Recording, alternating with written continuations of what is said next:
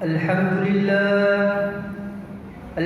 لله الذي هدانا لهذا وما كنا لنهتدي لولا أن هدانا الله أشهد أن لا إله إلا الله وحده لا شريك له وأشهد أن محمدا عبده ورسوله لا نبي بعده اللهم صل وسلم على سيدنا محمد المجتبى وعلى آله وصحبه أهل التقوى والوفاء أما بعد فيا أيها المسلمون أوصيكم ونفسي بتقوى الله وطاعته لعلكم تفلحون قال تعالى في القرآن الكريم أعوذ بالله من الشيطان الرجيم بسم الله الرحمن الرحيم يا أيها الذين آمنوا اتقوا الله وقولوا قولا سديدا يصلح لكم أعمالكم ويغفر لكم ذنوبكم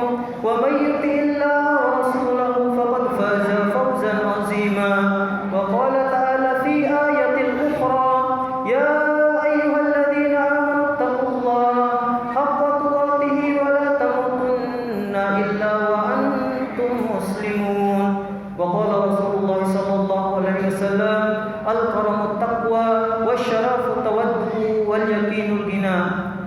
Ma'asyiral muslimin, jemaah salat Jumat yang dirahmati Allah.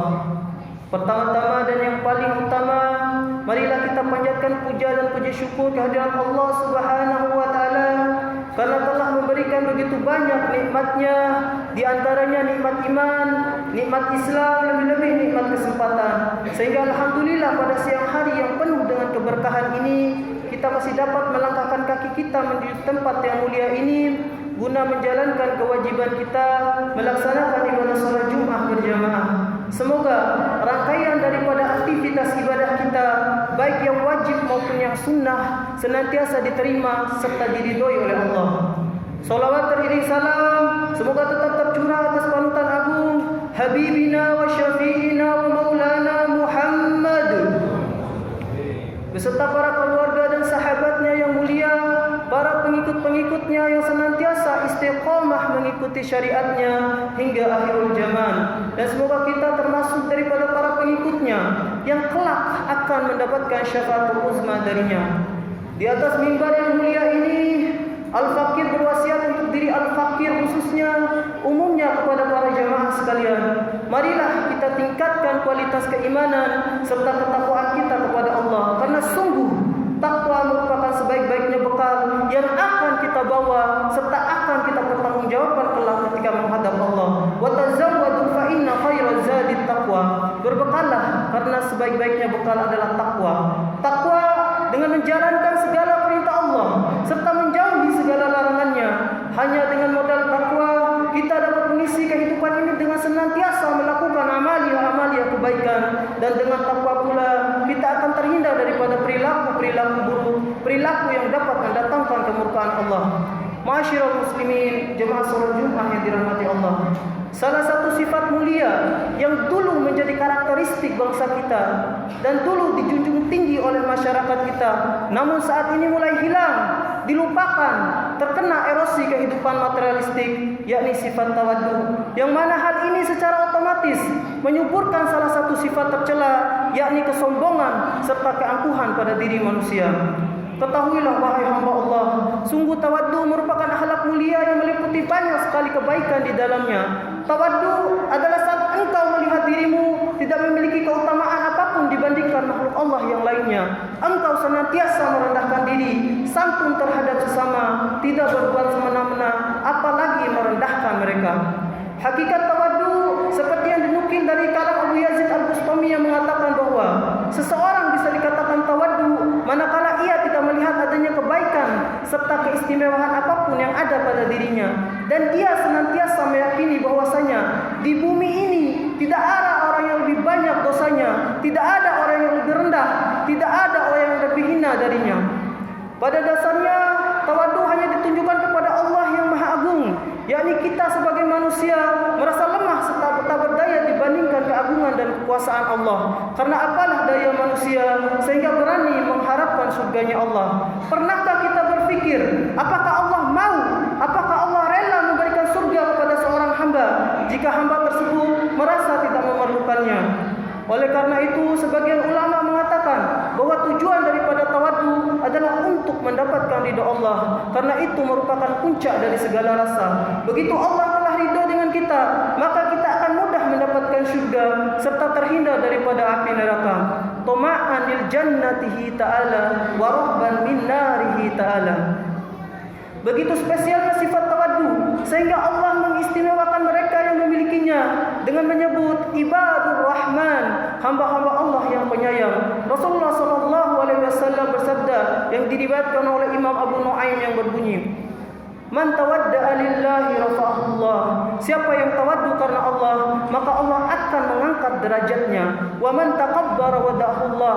Dan barang siapa yang sombong, maka Allah akan merendahkannya. Ma'asyiral muslimin, jemaah salat Jumat yang dirahmati Allah. Ada salah satu kisah yang ditulis oleh Syekh Ibnu Ajibah Al-Hasani dalam syarah hikamnya Iqazul Himam. Beliau menceritakan tentang seorang ulama besar, ulama masyhur yang bernama Syekh Abdurrahman bin Said. Pada suatu hari di musim hujan, Syekh Abdurrahman bin Said melewati jalan yang becek dan berlumpur. Tiba-tiba beliau melihat seekor anjing datang dari arah yang berlawanan.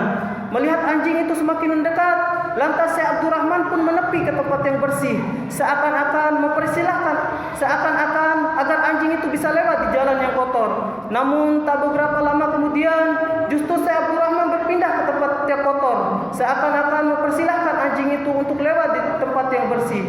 Hal yang aneh ini membuat salah seorang bertanya kepada beliau, "Wahai Syekh, mengapa engkau mengalah dan membiarkan anjing itu lewat di tempat yang bersih, sedangkan engkau malah menyingkir ke tempat yang kotor dan berlumpur?"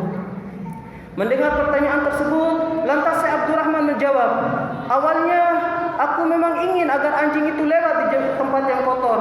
Namun tiba-tiba aku terfikir, bukankah anjing ini lebih baik dan lebih mulia daripada diriku? Aku punya banyak dosa dan masih suka berbuat maksiat kepada Allah. Sedangkan anjing ini tidak pernah sekalipun dalam hidupnya mendurhakai Allah. Oleh karena itu, sudah sepantasnya dia lebih dimuliakan daripada diriku yang hina ini." Ma'asyiral muslimin, jamaah salat Jumat yang dirahmati Allah. Begitulah sifat tawaddu yang ditunjukkan oleh para kekasih Allah, sehingga budi pekerti mereka teramat indah dan luhur.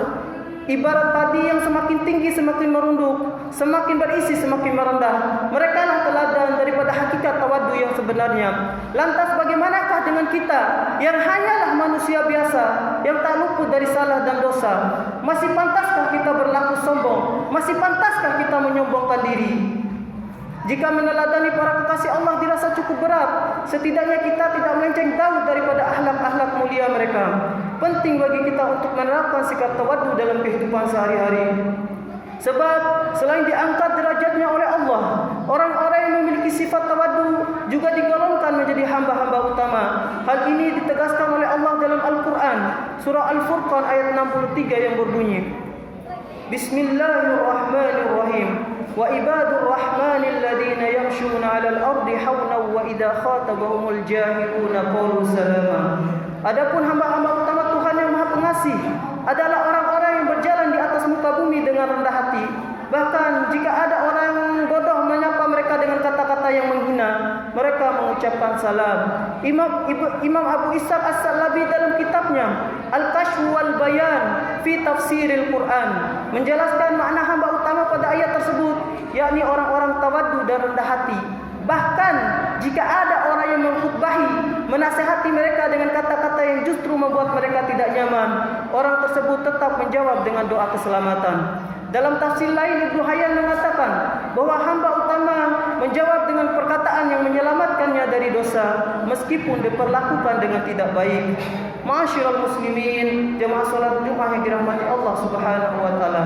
Syekh Nawawi Al-Bantani dalam kitabnya Nasaihul Ibad menjelaskan dengan menukil ungkapan Syekh Abdul Qadir Jailani radhiyallahu anhu.